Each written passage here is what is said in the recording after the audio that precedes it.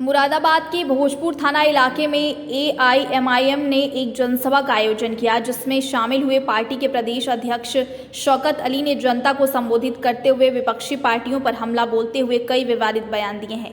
AIMIM के प्रदेश अध्यक्ष ने सपा सांसद डॉक्टर एसटी हसन पर तंज कसते हुए कहा कि उनका दावत खा खाकर पेट बाहर आ गया है, उनसे चला भी नहीं जाता है और गाल भी लाल लाल हो गए हैं। उन्होंने कहा कि जब उनके खिलाफ एफआईआर दर्ज हुई तो सपा सांसद बोल रहे थे कि एनएसए लगा दो, उन्हें मैसेज पहुंचाने को कहते हुए कहा कि उनकी पार्टी साल 2024 का लोकसभा मुरादाबाद से लड़ेगी। इस दौरान शौकत अली ने कांग्रेस नेता प्राचार्य प्रमोद कृष्णन पर भी जमकर हमला बोला। उन्होंने कहा कि प्रमोद कृष्णन ने मुसलमानों की दाढ़ी को बकरे वाली दाढ़ी कहा था, लेकिन उन्होंने आज तक उनसे यह नहीं कहा कि उनकी मूंछ कुत्ते की पूंछ जैसी है। वहीं सपा नेता आजम खान पर उनके बेटे अब्दुल्ला आजम पर शौकत अली ने हमला बोलते हुए कहा कि आजम खान साहब बेवाओं की तरह रो रहे थे, हम आपके साथ थे, लेकिन आपके बेटे अब्दुल्ला आजम ने हमारे लीडर को बीजेपी की बी टीम बताया था। जनसभा को संबोधित करते हुए शौकत अली ने योगी सरकार में राज्य मंत्री दानिश अंसारी पर भी निशाना साधते हुए कहा कि उन्हें बीजेपी ने बाज की ट्रेनिंग दी है, जो बाज बीजेपी के लिए मुसलमानों का शिकार कर रहा है। साथ ही पसमानदा मुसलमानों के बारे में कहा कि जो असली मुसलमान है वह कभी बीजेपी के साथ नहीं जाएगा। बीजेपी मुसलमान को केवल डिस्पोजल की तरह इस्तेमाल करके फेंक देती है। आगे उन्होंने कहा कि मुसलमान पंचर हो चुकी साइकिल और कीचड़ में डूबे कमल को छोड़ दे। वहीं बसपा और कांग्रेस पर कहा कि पागल हाथी और खूनी पंजे के बारे में सब जानते हैं, इन सभी से सावधान होकर रहना है। एआईएमआईएम के प्रदेश अध्यक्ष शौकत अली ने कहा कि अब्दुल अब पोछा नहीं मारेगा, अब्दुल अब सियासत करेगा, अब्दुल अब मुस्तकबिल तय करेगा कि अब्दुल को कैसे आगे बढ़ना है। बीजेपी को आजकल पसमानदा मुसलमानों की बड़ी याद आ रही है ना। 4 लोगों को टिकट दिया था दिल्ली में, कितने को? 4 को। चारों बेचारे औंधे मुंह गिर गए, 4 के चारों औंधे मुंह गिर गए, कोई नंबर ही नहीं है उनका।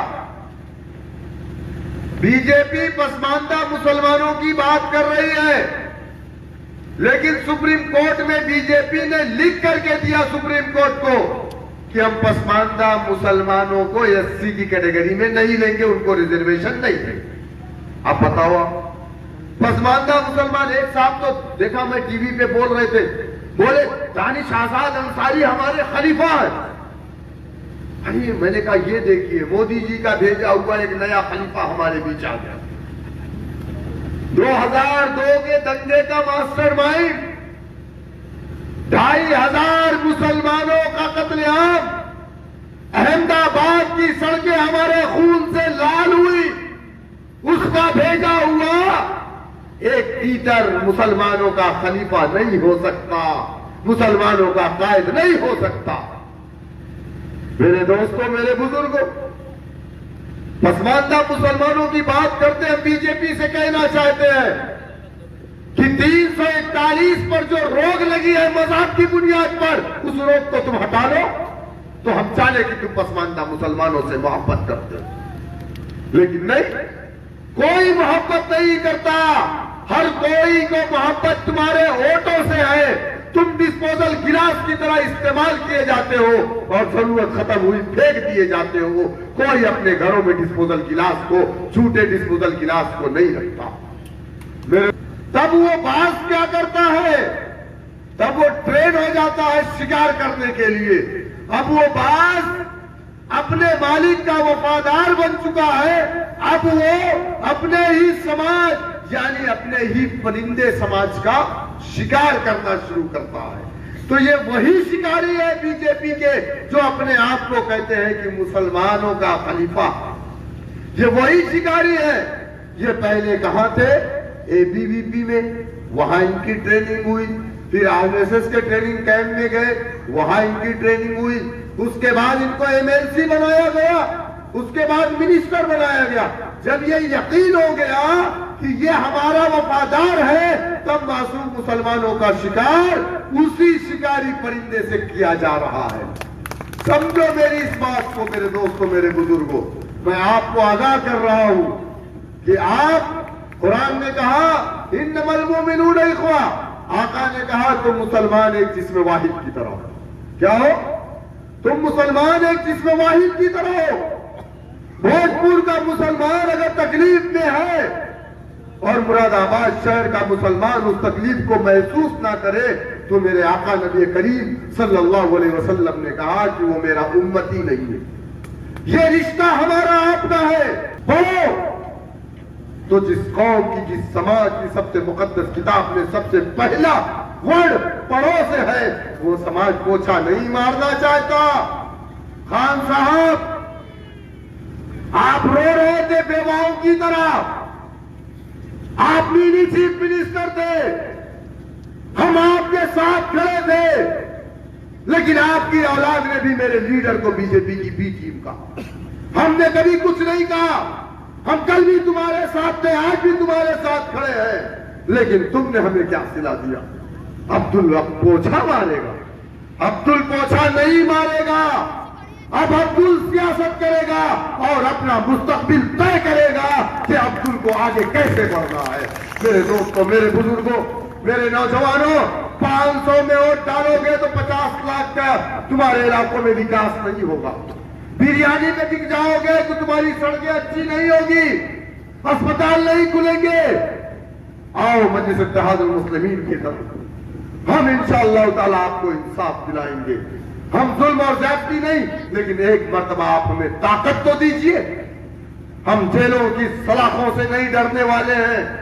पतंग तो पंचर साइकिल को छोड़िए और कीचड़ में डूबे हुए कमल को भी भूल जाइए। जो लोग कह रहे पसमानदा, कोई मुसलमान इंशाअल्लाह ताला बीजेपी के साथ नहीं जाएगा अगर वो मुसलमान है तो। और पागल हाथी की पोजीशन आपको मालूम है, बताने की जरूरत नहीं है, आप सब जानते हैं। और पंजा कितना बड़ा खूनी है, ये मुरादाबाद से बेहतर कोई नहीं जान सकता। ईद के दिन ईदगाह में जो हुआ इस मुरादाबाद के अंदर, वो रहती दुनिया तक हम नहीं भूल सकते। मुरादाबाद के लोगों, मेरी आप अच्छा सुनिए, एक चीज आपके बीच में कह के जा रहा हूं। एसपी हसन साहब तक मैसेज पहुंचा दीजिएगा।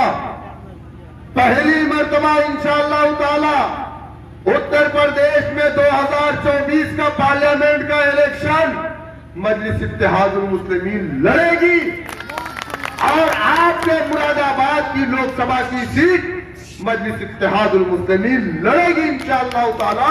और पार्टी के किसी बड़े लीडर को इंशाअल्लाह ताला यहां से चुनाव लड़ाया जाएगा। कितनी बार आए एसपी हसन साहब आपके यहां? कितनी बार आए?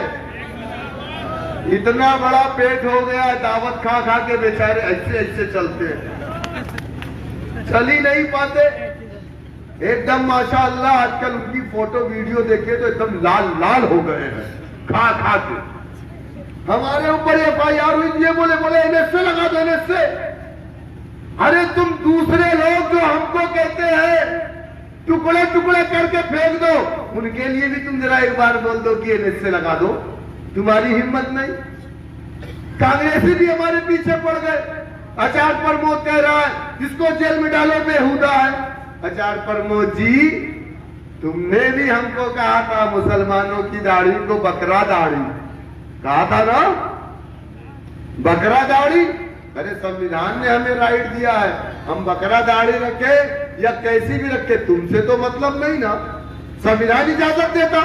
तुम्हारी मोच कुत्ते की पोंछ की तरह हमने कभी नहीं कहा ना, कभी नहीं कहा हमने।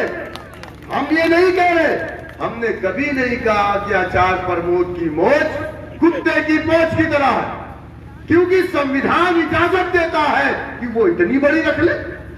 हमारी दाढ़ी पे क्यों कमेंट, हम तुम्हारी मोच पे कमेंट नहीं कर रहे हैं। तो बहरकैफ मेरे दोस्तों, हमारे देश में संविधान है, संवैधानिक तरीके से लड़ाई को लड़ेंगे।